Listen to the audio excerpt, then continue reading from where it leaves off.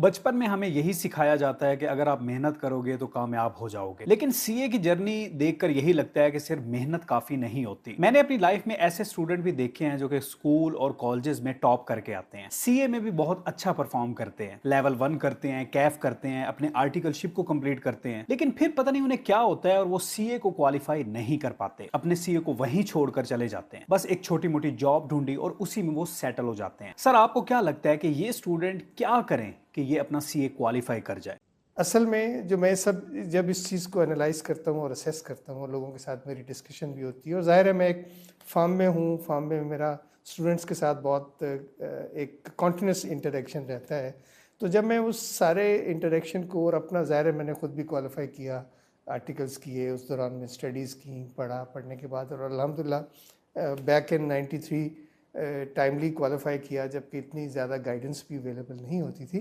तो मैं जब इस सारे को विजुअलाइज़ करता हूँ तो मुझे जो 2-3 चीज़ें बड़ी इंपॉर्टेंट नज़र आती हैं, जो मुझे लगता है कि अगर सब लोग उसको डे 1 से अडॉप्ट करना शुरू करें तो क्वालिफ़िकेशन जो है उस ट्रैक पे आपको कोई रिग्रेट नहीं होगा इंशाल्लाह और people will be qualified timely. एक तो डे 1 पे आपने ये डिसाइड करना है कि मैंने क्वालिफ़ाई करना है, क्वालिफिकेशन इज़ माय टारगेट, और उसके लिए फिर डेफिनेटली आपने डे 1 से अपनी प्रेपरेशंस करनी है, अपने आप को प्लान करना है। आपने ये देखना है कि मेरे सब्जेक्ट्स कौन से हैं, मैंने उनको कितने सब्जेक्ट्स को लेट्स से फर्स्ट अटैम्प्ट पे जाके अटैम्प्ट करना है, and so on so fourth. मेरा एक ओवरऑल जो 3 साल 3.5 साल ट्रेनिंग के हैं, आर्टिकल्स के हैं, इसके ऊपर रखते हुए मेरा एक स्टडी का प्लान क्या होगा। बेसिकली ये दोनों चीज़ें पैरेलल चलती हैं, आपकी प्रैक्टिकल एक्सपीरियंस और ट्रेनिंग और साथ में क्वालिफिकेशन। तो आप जितना फोकस अपनी ट्रेनिंग पे और प्रैक्टिकल लर्निंग पे देंगे, उतना ही फोकस आपको अपनी स्टडीज़ को भी देना है। तो अगर आप डे 1 से प्लान करें, नंबर 1, और डे 1 से ही पढ़ना शुरू करें और अपनी रूटीन बनाएं कि आपने ऑफिस भी तो जाना है ना 6 दिन के लिए, तो इसी तरह से आपने 6 दिन के लिए, 5 दिन के लिए स्टडी भी करनी है। उसके लिए आप 1 घंटा, 2 घंटा, 3 घंटा, जितना भी आप स्पेयर कर सकते हैं। समटाइम्स बिजी सीजन्स होते हैं, आप टाइम कम लगाते हैं, लेकिन जितना भी टाइम आप एलोकेट कर सकें, तो आपने अपनी स्टडीज़ को उतना ही रेगुलर और पंक्चुअल रखना है जितना आप ऑफिस में जा रहे हैं और डेली काम कर रहे हैं।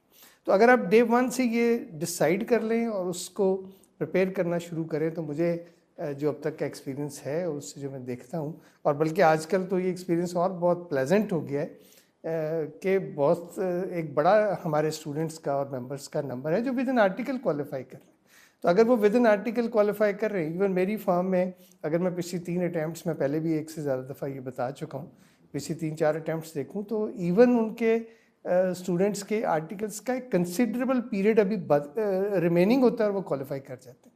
तो उसकी डेफिनेटली कुछ रीजंस है ना, और रीज़न में सबसे बड़ी रीज़न जो मुझे नज़र आती है वो उनका टाइमली ये डिसाइड करना कि मैंने क्वालिफाई करना है, टाइमली अपने आप प्लान करना कि मैंने क्या करना है, और फिर उस प्लान को एग्जीक्यूट करते जाना और बैलेंस मेंटेन करते हुए between studies and exam training. तो जब वो चलते जाएंगे तो डेफिनेटली आपके लिए क्वालिफिकेशन का रास्ता खुलता जाएगा। और मुझे यकीन है कि अगर आप इस ट्रैक को फॉलो करें तो आप टाइमली 30-35 ईयर्स पे तो जाके फिर आप रिग्रेट नहीं करेंगे, बल्कि इस क्वालिफिकेशन को एंजॉय कर रहे होंगे। तो इंशाल्लाह look forward to this achievement in your life. आप सिर्फ अपने आप को एक स्टडीज़ पे फोकस करवाते हुए, प्लान करके चलते हुए, अपनी स्टडीज़ को, सिलेबस को कवर करते हुए, उसकी प्रैक्टिस करते हुए एग्ज़ाम्स के लिए जाएं, साथ साथ अपनी ट्रेनिंग्स को पैरेलल चलाएं। Combined training and study preparation will definitely give you qualification इंशाल्लाह। तो उम्मीद है इस थोड़ी बहुत एडवाइस से आपको फ़ायदा होगा और आप मुझे अपनी दुआ में याद रखेंगे इंशाल्लाह। See you next time. Thank you very much. Allah हाफ़िज़।